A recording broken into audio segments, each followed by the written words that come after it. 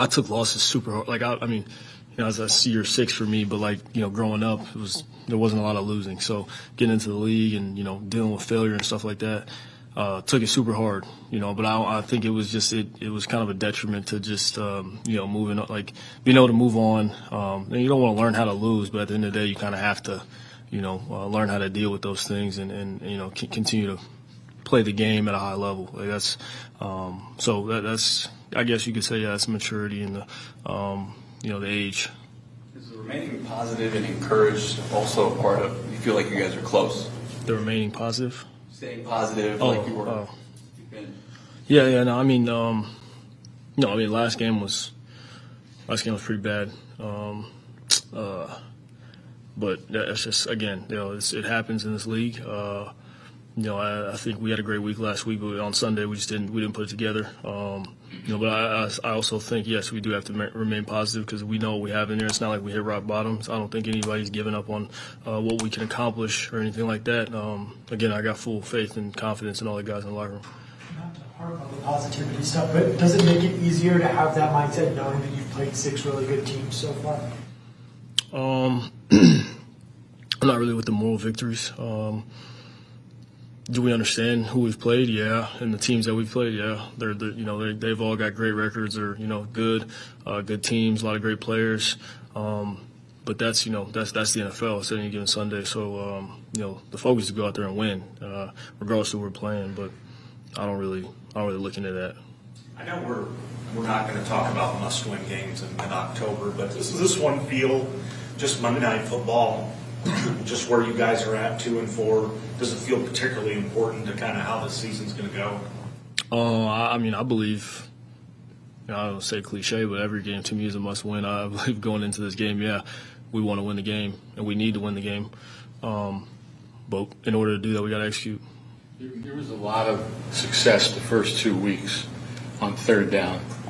The last 4 weeks it hasn't. How much have you looked at that with Drew or whatever going forward to figure out just to be better on third down? Again, attention to detail.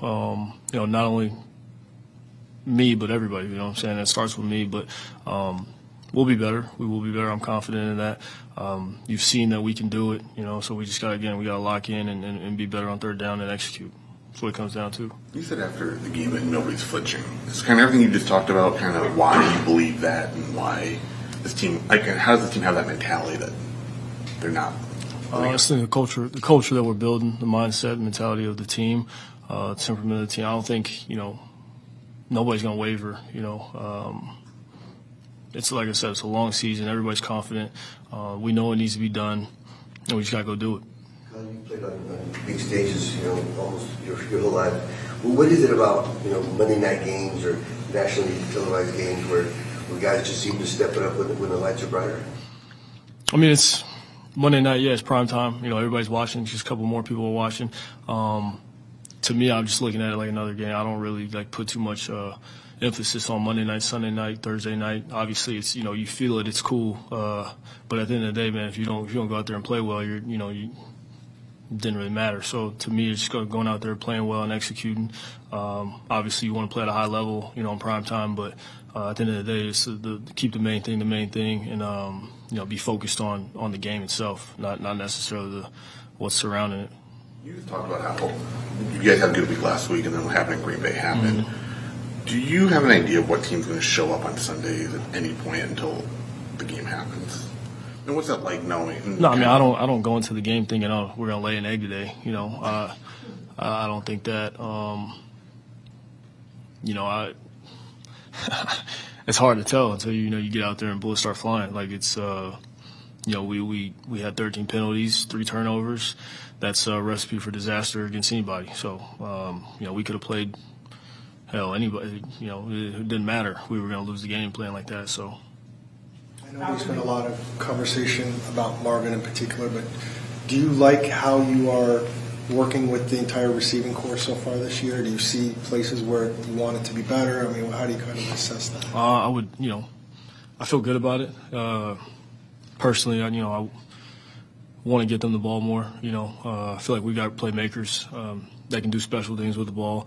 I just feel like we got to give them the ball more, and not just Marv, just all around. I feel like, to be explosive, we got to get those guys the ball because usually good things happen when they have it. So. Along those lines, what synced up so well with Trey McBride last game? He obviously Yeah. No, Trey's just got a great feel. Obviously being a tight end and having a little leeway to do things his way now, proven in a lot of confidence.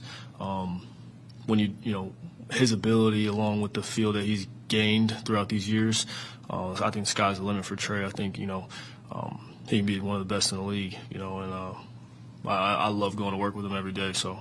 when you say he's got the leeway to do things his way, what do you mean by that? I mean, tight end's a position where you got to have a little feel, a little swag to your game. You're finding zones, big body, learning how to use your body, and what you can get away with as far as being physical with defenders and stuff like that.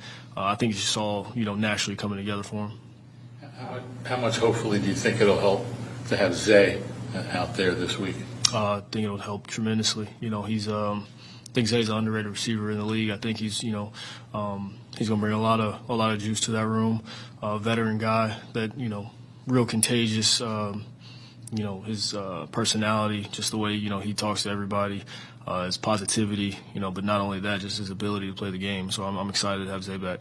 You said after the game, You talked about that third down now on the first drive. Marvin said it was your fault. Yeah. Why do you think that those miscommunications are still happening 6 weeks in?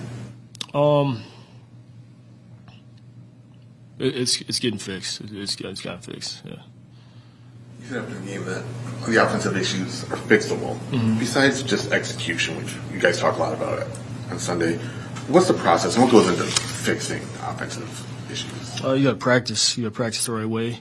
And you got to really lock in. I mean, again, I forgot how many pre-snap penalties, but 13 penalties as a whole is not acceptable.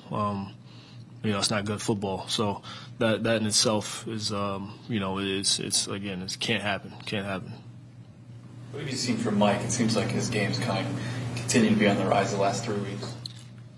Yeah, again, that goes back to getting these guys the ball because he had 2 catches last game. 2 catches, yeah. I want to see them go off. You know what I'm saying? I want to see what they can do. I want to see all of them make plays, and I know they can. But we just the volume and just getting them the ball. It's just I feel like it's got to go up a little bit. You told Kevin Clark yesterday, or whenever you taped it, that this is the best you felt. Cool. The podcast. Oh, yeah. This is the best you felt. Mm-hmm. Despite the record, why is this the best that you've felt in the NFL? I think just the speed of the game slowed down. I mean, it's been slowed down, a couple of years now, but just being year or two within this system, not only that, the guys around me, it's a combination of a lot of things. But yeah, this is definitely, like I said, we're 2-4. But when we go out there on Sunday and we're on the field, you're at that point where you've seen pretty much damn near all of it. You know what I mean? And it's a good feeling. Obviously, we got to deliver and execute. But I think a lot of that goes into why I feel, the way I feel. After watching him for 6 years, what impresses you most about Buda Baker? Just the way he goes about his business. I'd say the one thing is just the way he attacks every day. That those are the guys you want to be around. The guys that actually love the game. The guys that actually will do anything for the betterment of the team. That's who he is. Never takes a day off. Do you and him ever talk about leadership or anything like that? I know there's other leaders on the team, but No, we talk about football. We don't really talk about whatever you're at. I don't know what you're asking. well, you and What needs to be done? All those type of that type of stuff. Yeah. You want to know? I just meant that you kind of are the leader of the offense. He seems to be the leader of the defense. Do you guys ever have the summit of the? Do you guys ever talk about things, the direction of the program? As a unit. I mean, there's not just me and him out, the captains or whatever, but JG, all of us. Yeah. After seeing everything that you've seen in 6 years, you've seen it all. How does that help you take your team? I'd say all, but yeah. A lot. Yeah. How does that help you take your team kind of to that next level?